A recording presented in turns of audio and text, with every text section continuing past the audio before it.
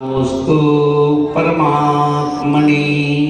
बड़ी अनंत अनंत परमेश्वरी भगवान की जय। बड़ी देवादिदेव श्री खजराट भगवान आदिनाथ भगवान की जय। शासन नायक भगवान महावीर स्वामी की जय। संत शिरोमणि आचार्य गुरुदेव श्री विद्यासागर जी महाराज की जय।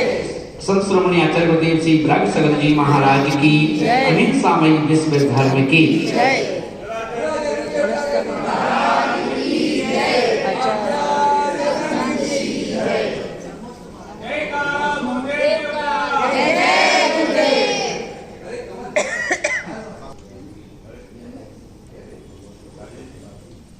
हम सब लोग कल सुन रहे थे कि पुरुष और स्त्री किसे कहते हैं। पुरुष यानी पुरु यानी पुरुष, और पुरु यानी कहते हैं जो श्रेष्ठ विचार का धारण करने वाला हो। क्योंकि हम देखेंगे कभी कभी विचार करो कि भगवान महावीर स्वामी में और हम में क्या अंतर है। शरीर की अपेक्षा से तो एक से ही है ना, और आदिनाथ में अपन में क्या अंतर है। तो शरीर में तो हम लोग एक से ही हैं, खाना पीना वैसे ही है, सारी क्रियाएं वैसे ही हैं, फिर अंतर क्या है। तो बोले कि अंतर ये है कि वो जितने भी तीर्थंकर हैं, जितने भी महापुरुष हैं, वो सब विचारक हैं, विचारों के धनी हैं, विचारों के धनी। अपन धनवान पैसे के धनी हैं ना, और वो विचारों के धनी, विचारों के पास बड़े अपने लग्जरी विचार, लग्जरी विचार, लग्जरी सोच, लग्जरी भावनाएं, लग्जरी भाव है ना, इनके धनी है वो। हम लोग निर्धन हैं इन चीजों से। हम पैसा तो हो गया, पर पैसे से धनी तो बन गए, पर पैसा होने के बावजूद भी हम गरीब हैं क्योंकि हमारा विचार नहीं है। तो हम विचारों से धनी नहीं है, भावनाओं से धनी नहीं है, इसलिए हम लोग जो हैं सब पैसा होने के बावजूद भी हम परेशान हैं, दुखी हैं, टेंशन में हैं, डिप्रेशन में हैं ना। तो आचरण करने के लिए क्या करो ना, अपने विचारों को मंथन करो, मंथन कि हमारे विचार सही हैं या नहीं ना। और जब सही विचार उत्पन्न होते हैं, अब सही विचार किसे कहते हैं, लग्जरी विचार किसे कहते हैं, लग्जरी विचार। तो लग्जरी विचार में देखते हैं कि हाथी को देखा आपने, हाथी को कभी अपने मल्हारगंज में अगर हाथी आया हो बाजार में घूमते हुए, पर देखते हैं तो हाथी देखते पर मस्त होता है, मस्त हाथी क्या होता है, मस्त होता है। और कैसा मस्त होता है कि अपन देखिए जब हाथी निकलता है तो हर गली में डॉगी होते हैं है ना, और वो हाथी को देख करके भौंकेंगे जरूर। हाथी को देखेंगे और एक गली हाथी 10 कदम और आगे बढ़ा तो दूसरी गली से, और आगे बढ़ा तो तीसरी गली से वो निकलेंगे, भौंकेंगे, और हाथी आगे निकल जाएगा तो फिर वापस अपनी गली में घुस जाएगा है ना। तो हाथी से पूछा कि हाथी क्या करता है, हाथी की विशेषता आपने देखी होगी कि हाथी कभी भी किसी भी गली में किसी भी डॉगी के पीछे भागता नहीं, क्रोध नहीं करता, गुस्सा नहीं करता, ये नहीं कहता कि भाई तेरी इतनी हिम्मत है तो हमें सुनाएगा, तो तेरे को अभी देखता हूं, दौड़ लगा दे गली में। बोले नहीं, वो ध्यान ही नहीं देता। डॉगी लोग कितना ही भौंके, कितना ही चिल्लाएं, चाहे वो एक और चिल्लाए चाहे 10 चिल्लाएं इकट्ठे होकर के, पर वो कभी किसी को कोई रिप्लाई नहीं देता।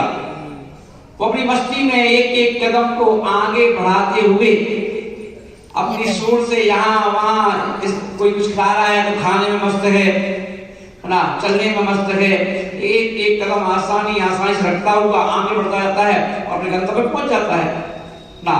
आचरण बोलने के लिए लग्जरी विचार वाला, कि लग्जरी विचार हैं तो किसी की उलझनों में फंस नहीं रहा हाँ। थोड़ी भी ऐसे विचार हमारे अंदर है ना। अब अपन तो जब त्रियंश होकर के इतना श्रेष्ठ हो सकता है, अपन तो त्रियंश भी नहीं है, अपन तो मनुष्य हैं।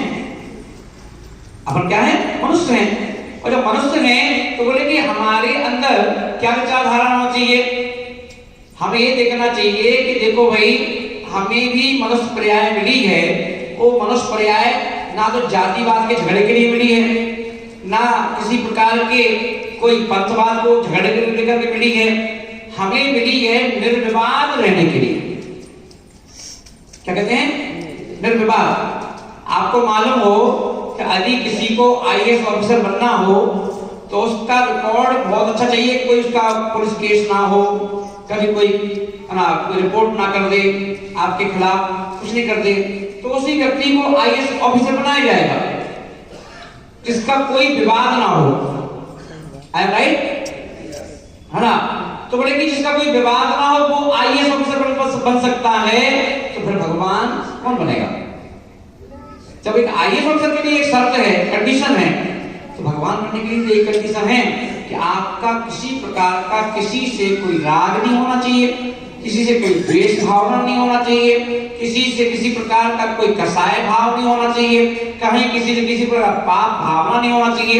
बोले बिल्कुल निर्विवाद, कोई विवाद ही नहीं होता।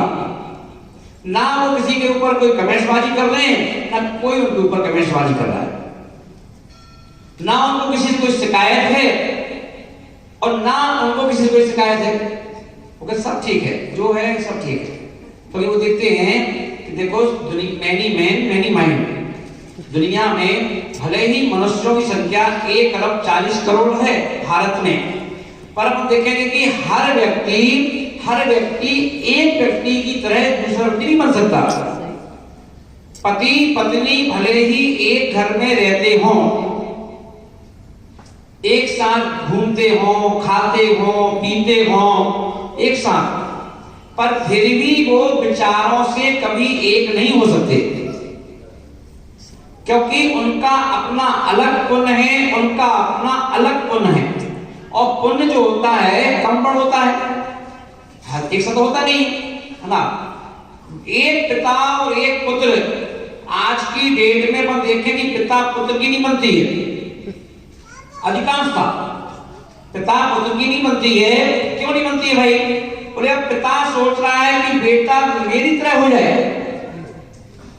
और बेटा चाह रहा है कि पिताजी हम जैसे हो जाएं, है ना? अब कैसा संभव हो सकता है क्या? कि बताओ कि ट्रैक्टर में 2 चक्के होते हैं, एक आगे एक पीछे। पीछे का चक्का बड़ा वाला होता है, आगे चक्का छोटा वाला होता है, फिर भी ट्रैक्टर चल रहा नहीं चल रहा है ना? वो छोटा चक्का बड़े से ही लड़ा के तो पीछे एक बड़ा क्यों लगा दिया है, या बड़ा कहेगा कि छोटा क्यों है ना? तो दोनों एक छोटा और एक बड़ा चक्का है, फिर भी ट्रैक्टर दुझप्पा चल रहा है, कोई विवाद नहीं है। तो बोले ऐसे ही घर गृहस्थी में भी हम लोग अलग अलग चक्के हैं, बड़े छोटे। तो छोटा वाला कभी ये मत सोचो कि ये बड़ा वाला छोटा हो जाए, या छोटा बड़ा वाला ये ना सोचे कि ये छोटा वाला बड़ा हो जाए, नहीं हो सकते। और ये हो जाएंगे मान लो मैथ्स की अपेक्षा से, तो ट्रैक्टर नहीं चल पाएगा। चल सकता है क्या? नहीं चल सकता। तो हम लोग का झगड़ा क्या है?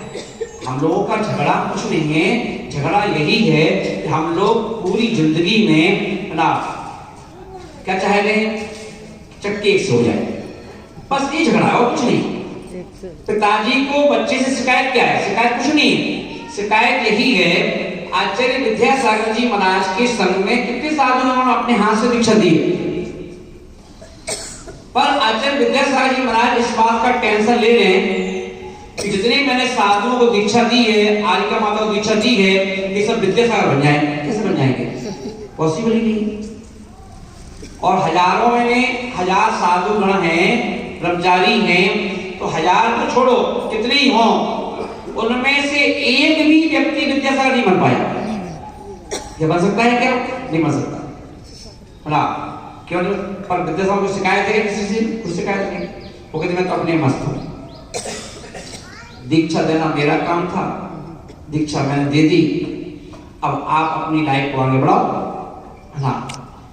मुझ जैसा बनने के लिए किसी को मना नहीं है, पर मैं किसी के पीछे नहीं भागूंगा कि भैया तुम ये मुझसे दीक्षा ली है, विद्यासागर से दीक्षा ली है, और विद्यासागर से दीक्षा ली है तो तुम विद्यासागर से बनो, हाँ? वो किसी को पीछे नहीं पड़े, क्योंकि मैं मालूम है कि पॉसिबल नहीं है ना? भाई मैं विजय सागर चाहे कि मैं देह सागर बन जाऊं, लेकिन काल में नहीं बन सकते। देह सागर जी महाराज से श्रेष्ठ बन सकते हैं, पर देह सागर नहीं बन सकते। तो पॉसिबल नहीं है, क्योंकि हर व्यक्ति का जैसे 1 अरब 40 करोड़ लोगों में से 2 व्यक्तियों के अंगूठे के निशान एक से नहीं मिलते। अंगूठे के निशान एक से नहीं मिलते कि 2 व्यक्तियों ही मिल जाए कम से कम, है ना। अगर 1 अरब 40 करोड़ लोग हैं तो 1 अरब 40 करोड़ अंगूठे अलग अलग हैं, है ना। ऐसे ही हर व्यक्ति का माइंड अलग है, हर व्यक्ति की सोच अलग है, हर व्यक्ति के विचार अलग हैं, हर व्यक्ति के शौक अलग हैं, हर व्यक्ति का खाना पीना अलग है, हर व्यक्ति का सोना उठना अलग है, हर चीज अलग अलग है ना। पर आचरण का वो मूर्खता है हमारी कि हम सबको एक तराजू में तोलना चालू कर दें ना। जो जिसके लायक है उसको उतना उतना देते जाओ। घर गृहस्थी में भी देखते हैं कि यदि पिता क्या करता है, अपने बेटों की बुद्धि आदि को देख करके ही हिस्से बांट करता है ना। एक को अगर देख लेगा तो बहुत टैलेंटेड है तो उसको उस हिसाब से, छोटे को कुछ और हिसाब से, है ना, होते लगते और वहां झगड़े होने लगते हैं लोगों में, है ना। तो आचरण महाराज बोल रहे हैं कि क्या करो, अपनी आत्मा पर फोकस करो, रहो सबके साथ, पूरी फैमिली के साथ रहो, पर फोकस करो अपनी आत्मा पर। क्योंकि ये देखना, जितने साथ के लोग हैं ना, ये हम जैसा बन नहीं पाएंगे, पर हमें अपने आप को भी अच्छा बनने से बिगाड़ देंगे। परिणाम भेड़े किससे? परिणामों से। आज कितनी माताएं डिप्रेशन में हैं। क्यों है डिप्रेशन में? अपने बेटे को लेकर के, बेटे के कैरियर को लेकर के। हमें इसकी चिंता बहुत है, हमें अपने इस बेटे की चिंता बहुत है। एक कह रहा हमें अपनी बेटी की चिंता बहुत है, इससे क्या होगा, कैसे होगा, कैसे जिंदगी कटेगी। तो बोले भैया ये बात तो तुम्हारी मम्मी नहीं सोचती थी, तो तुम्हारी कट रही नहीं कट रही? मम्मी कौन 24 घंटे तुम्हारे साथ में है ना। तो बोले ऐसे इसी कट जाएगी, तुम क्यों टेंशन ले रहे हो? चैन से खाओ पियो मस्त रहो, तो टाइम आएगा शादी हो जाएगी, टाइम हो जाएगा सब काम हो जाएंगे, है ना। तो टेंशन लेने की जरूरत ही नहीं है। पर नहीं, टेंशन लो, डिप्रेशन की गोली खा रहे हैं, है ना। रात को नींद नहीं आ रही है, भोजन के टाइम पे भोजन नहीं हो पा रहा है, कभी अंदर नहीं जा रहा। तो क्यों? बेटी की टेंशन है, वो बेटी सामने घूम रही है, उसकी टेंशन है। हमें तो बस इसकी टेंशन है जी कैसे हो जाए, हमें इस बेटी की टेंशन है कि अपने हिले लग जाए, ठीक है कुछ नहीं। अरे ये सोचो, बेटा तो हिले लग जाएगा, नहीं लगेगा तो हिले लग जाओ ना।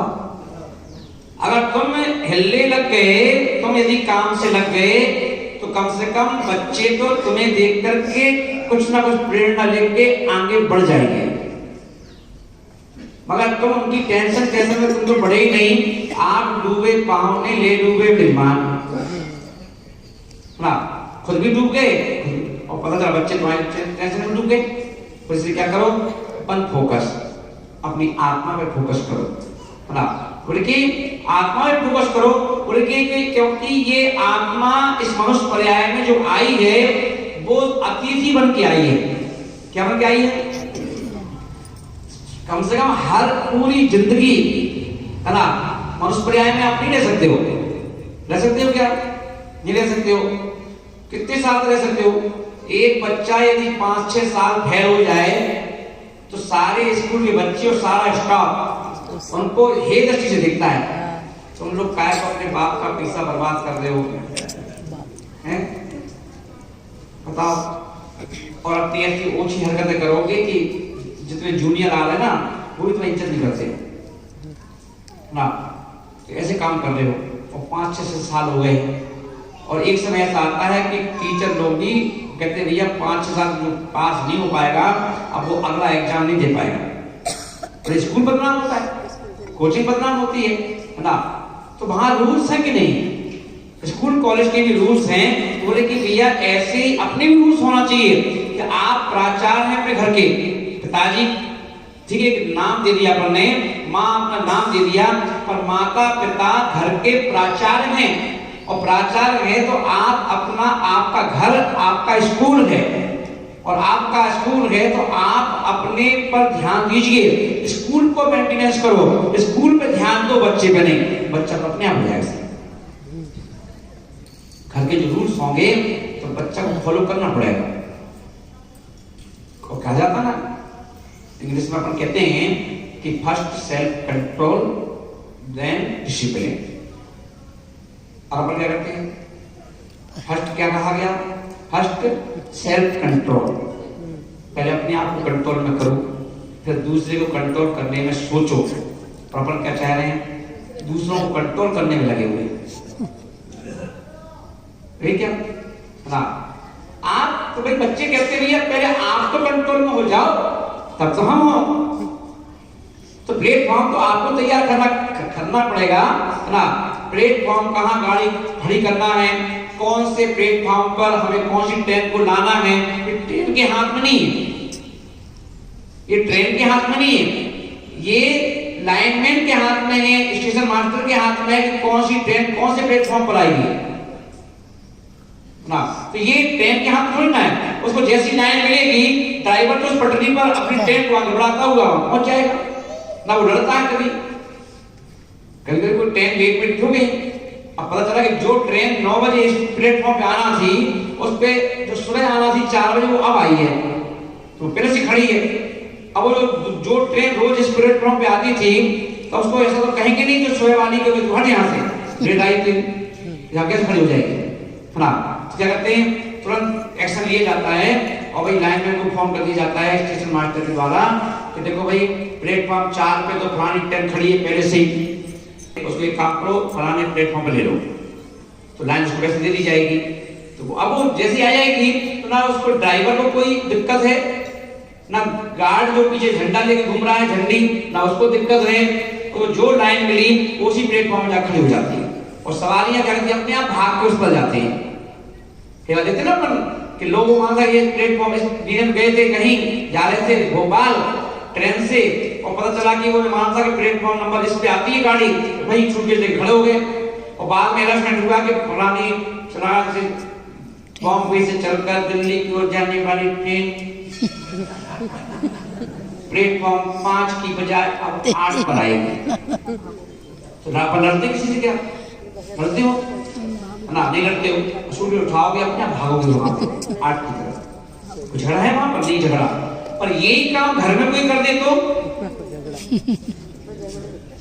क्या होगा, बवाल है, बवाल बच्चा नहीं जाएगा।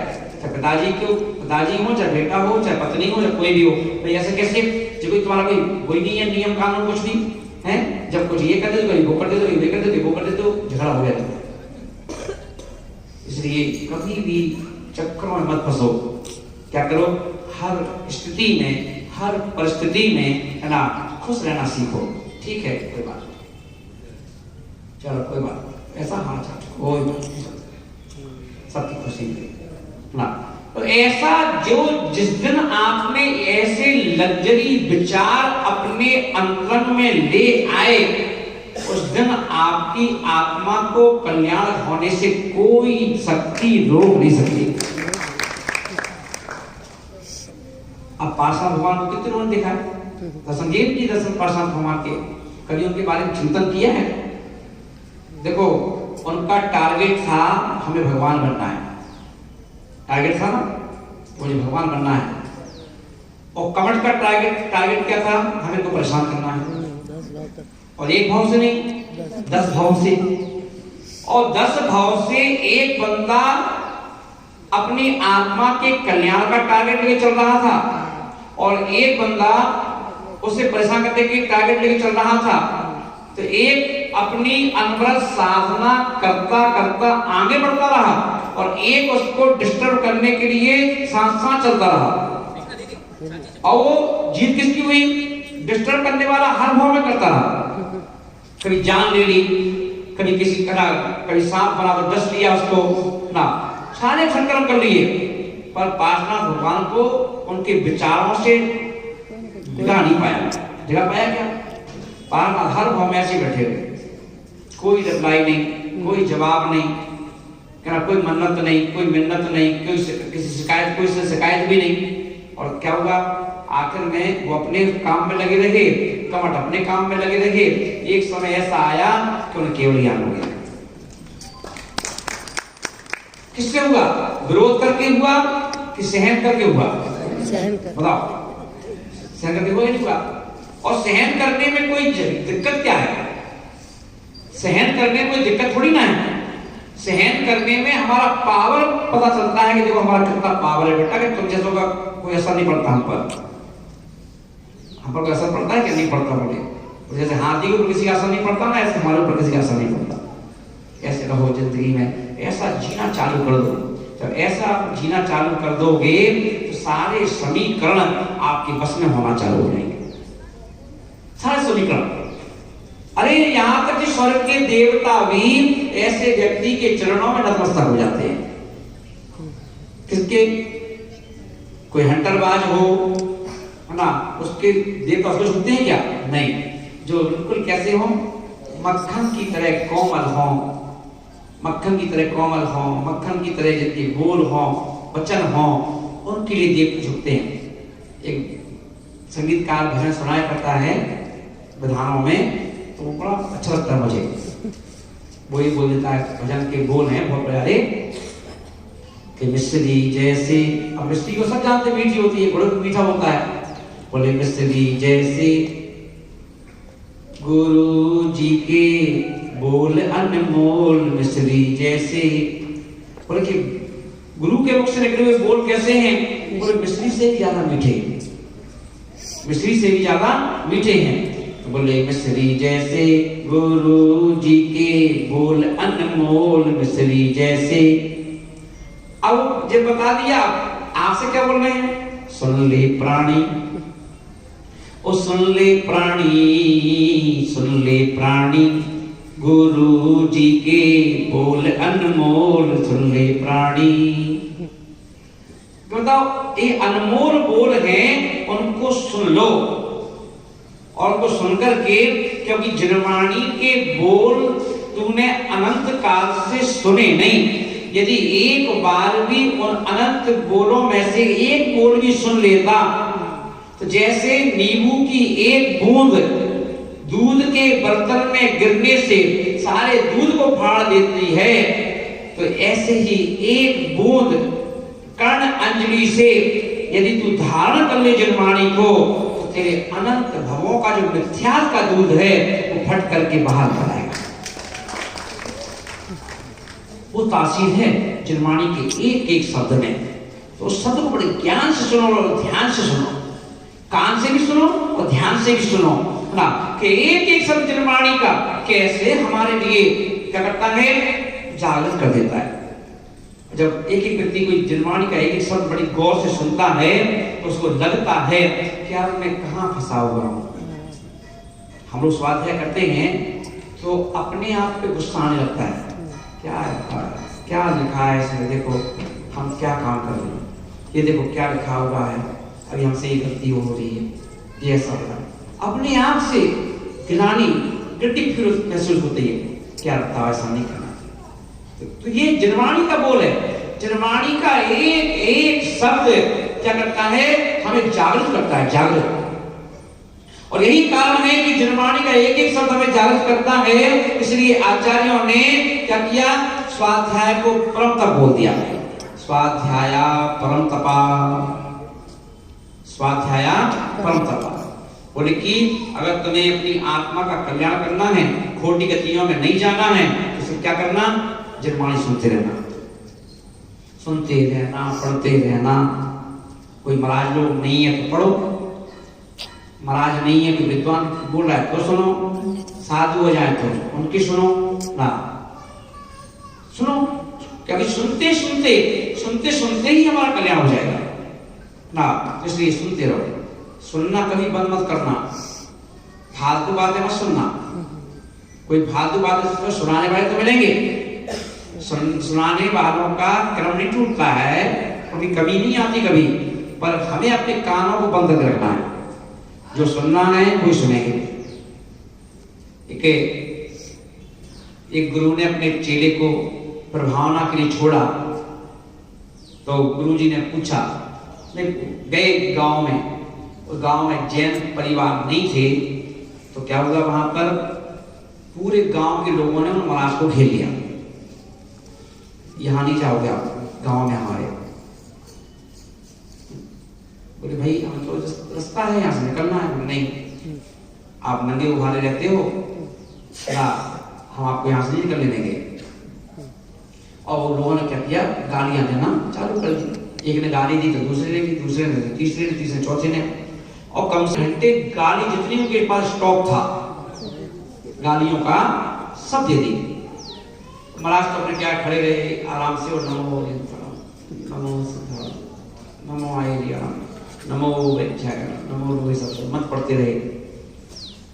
थोड़ी देर बाद महाराज ने देखा सब चुप हो गए, वो गाली दे रहा है, तो उन्हें आंख खोली, बोले यदि गालियां खत्म हो गई हूं आपकी तो मैं जाऊं ना। थोड़े यार कैसे यार, किस प्रकार किस किस्म के इंसान हो, हम लोगों ने इतनी गालियां दी, पूरे गांव के लोगों ने मिलकर गालियां दी, तो तुम्हें गालियां, तुम्हें गुस्सा नहीं आया, तुम्हें चुभी नहीं गालियां? गालियां कब दिया आपने, हमें पता ही नहीं। देखो भैया, मार्केट में हम जाएंगे, इतनी दुकानें हैं, और उस मार्केट से बीच से हम निकलते हैं, जब तक कुछ हम लेंगे नहीं तो दुकानदार जबरदस्ती तो दे देगा, दे देगा क्या? कितने सामान दुकानों के बाहर रखे हुए हैं, हम निकल जाते वहां से, हाँ, बहुत सारा उठा के लाते हैं। तो इसे आपने भले दी होंगी पर हमने ली नहीं, और आप भी अगर आपने दी होंगी तो पड़ी होंगी, यही उठा लेना अपनी अपनी भी उठा लेना। हमने ना ली, ना हमने सुनी, ना हमें चाहिए, ना हमें इच्छा है ना। और जो हमें सुनना होता है वो हम जिनवाणी के बोल सुनते हैं, जिनवाणी के शब्द सुनते हैं। जब जिनवाणी सुनाई जाती है तो अपने कान को खोल देते हैं, और जब कोई फालतू बातें होती है तो हम अपने कान को बंद कर देते हैं। हमारे कान बंद थे जब आप बोल रहे थे प्रभु का, जब आप कुछ दे रहे थे, देने का प्रयास कर रहे थे, उस समय में पंच परमेष्टि का ध्यान कर रहा था, ले रहा था, और पंच परमेष्टि का ध्यान ले रहा था। तुम्हारी गाड़ी माने से नहीं लिया, और कहते हो चुपचाप मुस्कुराते हो चले गए। तो ऐसे हम भी तो बन सकते हैं ना, हम लोग ऐसे घर में बन सकते हैं।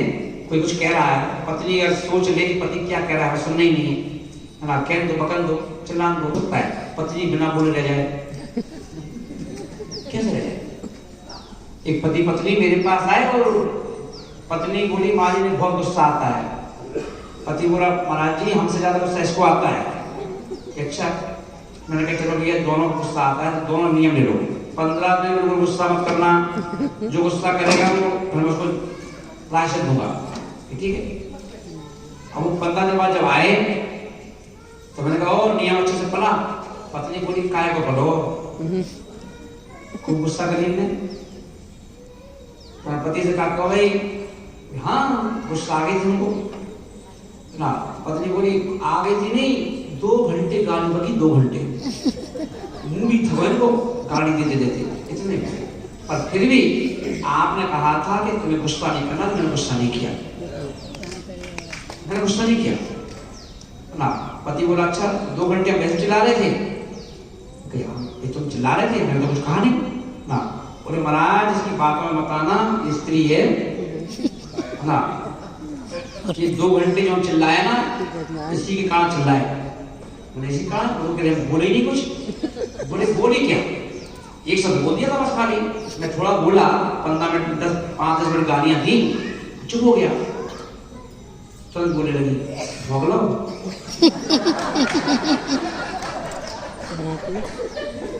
जब बोले भोग लाओ तो हमें अपने आप में हमारी शक्ल में कुत्ता दिखने लगा कि मैं पत्नी की नजर में कुत्ता हूं क्या? तो भौंकता तो कुत्ता ही है, तो मतलब पत्नी हमें मतलब पति समझती है, कुत्ता समझती है क्या? जब मुझे अपना स्वाभिमान जागृत हुआ क्या मैं किसी की नजर में कुत्ता हूं क्या, तो फिर मैंने जल्दी भोगना चालू कर दिया। 2 घंटे भोगा, बताओ। तो बोली नहीं बोली कुछ, तो बोले कि हम लोग बिना बोले नहीं रह सकते, और सहनशील बनने के लिए बोलने पे तो कंट्रोल करना है। क्या नो रिप्लाई, कोई जवाब नहीं देना, क्या करना है? आपका एक जवाब भी आपको गड्ढे में ले जा सकता है। आपका एक जवाब भी आपको क्या करेगा? तो कहने वालों को अपन नहीं पकड़ सकते, उनका मुंह नहीं पकड़ सकते कि तुम मत बोल। वो तो बोलेंगे, चिल्लाने वाले चिल्लाएंगे, गाली देने वाले गाली बकेंगे, सब कुछ करेंगे, पर अपन को किसने रोका है? उनको नहीं रोका किसी ने, अपन को भी नहीं रोका किसी ने, अपन सुनेंगे।